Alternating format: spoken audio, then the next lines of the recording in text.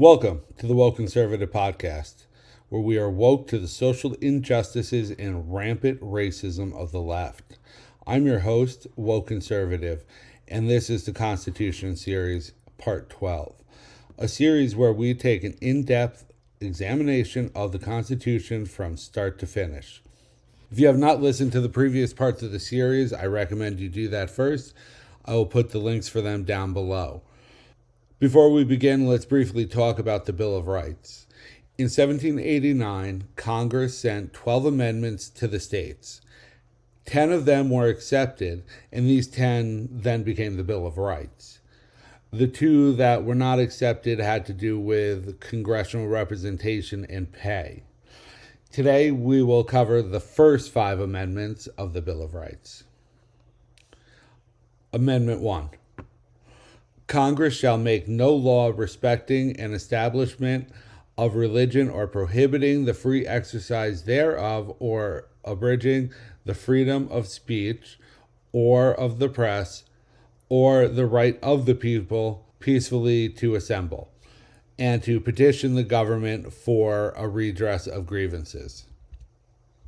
So the First Amendment is really straightforward.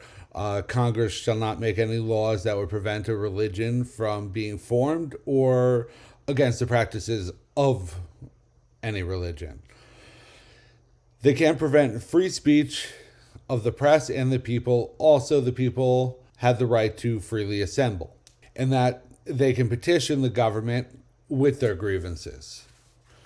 Now, with all that said, the First Amendment has come under attack with the censoring from big tech, which in reality is an attack on the right and those who challenge the liberal and, mainstream media's narrative. And the justification for big tech censoring is twofold.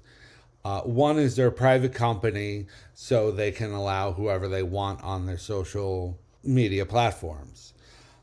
With that being said, the problem there is if you go off of that argument, then what's stopping any company, any private company from banning people from their stores or their services? And also Section 230, which simplifies states that big tech can't be sued. So this is why they can get away with political discrimination.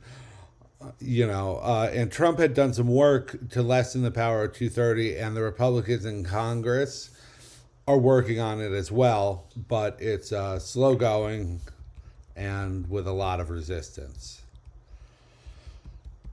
The Second Amendment, a well-regulated militia being necessary to the security of a free state, the right of the people to keep and bear arms shall not be infringed. So the second is yet again a controversial amendment and has been under attack for as long as I can remember. The fight basically comes down to the left wanting to take semi-automatic weapons, and the right says this is an infringement on the second. I have to agree with the right on this one, that it is an infringement, but not just that. If we let them take semi-automatics away today, tomorrow will be rifles and then handguns until we have nothing left to protect ourselves. And that's really what the left wants.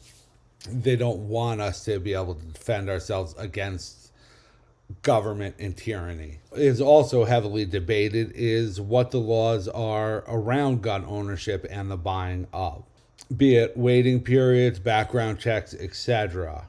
And I personally feel the Second Amendment is one of the biggest divides among the left and right. Third Amendment. No soldier shall, in time of peace, be quartered in any house without the consent of the owner, nor in time of war, but in a manner to be prescribed by law. The third is straightforward as it comes. The main reasoning behind this stems from pre-Revolutionary War, where British soldiers would be quartered in private citizens' homes, the colonist homes. And they did not like this one bit, as you could imagine. So that's why this was amendment was created to stop things like that from happening in the future. But it also gave the individual right over the government when it came to property. The Fourth Amendment. The right of the people to be secure in their persons, houses, papers, and effects against unreasonable searches and seizures shall not be violated, and no warrant shall issue but upon cause supported by oath or affirmation, and particularly describing the place to be searched and for the person or things to be seized.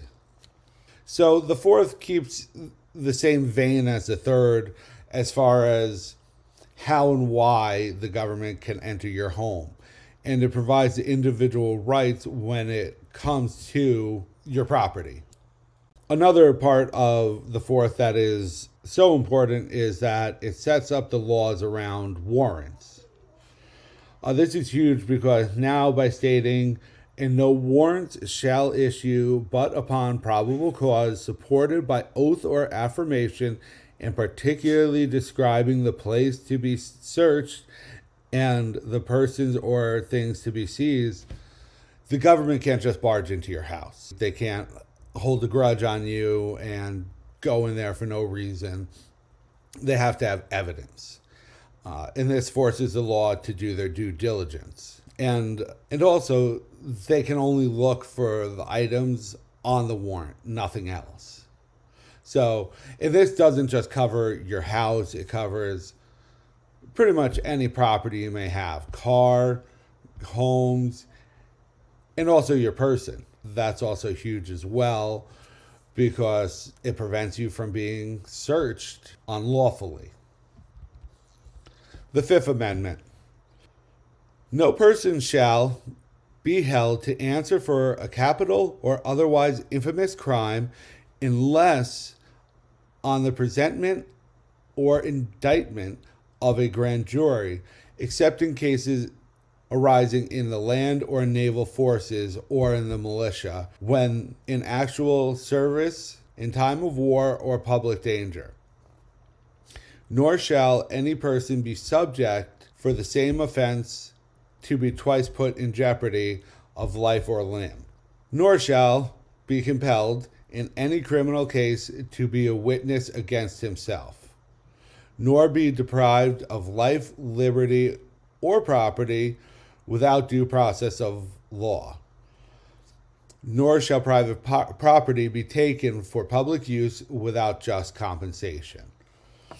The fifth is also huge in the fact that it states you can't be imprisoned for a capital offense without first a grand jury stating that there should even be a trial. So simply put, you can't get thrown in the Tower of London without any proof. It then states that this does not apply to military during wartime or public danger. The military has its own ways of dealing with stuff like that during times of war, like tribunals and things of that nature. Then the famous double jeopardy law plainly states someone can't stand trial for the same crime twice after being found not guilty the first time. And then the infamous I plead the fifth, which means you don't have to say anything that would incriminate yourself. And this is where we also get the beginning of the Miranda rights. You know, you get arrested, a cop reads you the Miranda rights, which states, you have the right to remain silent, but any words you do say could be used against you in a court of law.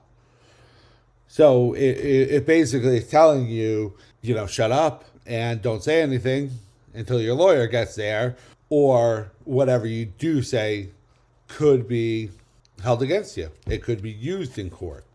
Then due process, which is crucial to our system of law and to protect the rights of the people. This isn't the first time due process is mentioned. Off the top of my head, I think it's third or fourth time now. So they keep putting it in different areas to to show how important it is, and that this process is almost sacred, in the sense that it's now taking the power away from any dictator or ruler or anything like that, and now it's putting it actually in the hands of the people. That concludes the Constitution for today. In Part 13, we will finish up the Bill of Rights. Thank you for listening, and don't forget to leave a like, comment, and share the podcast. And if you would like to support my work, the link to my Patreon is in the description. Thank you for listening. Have a great day.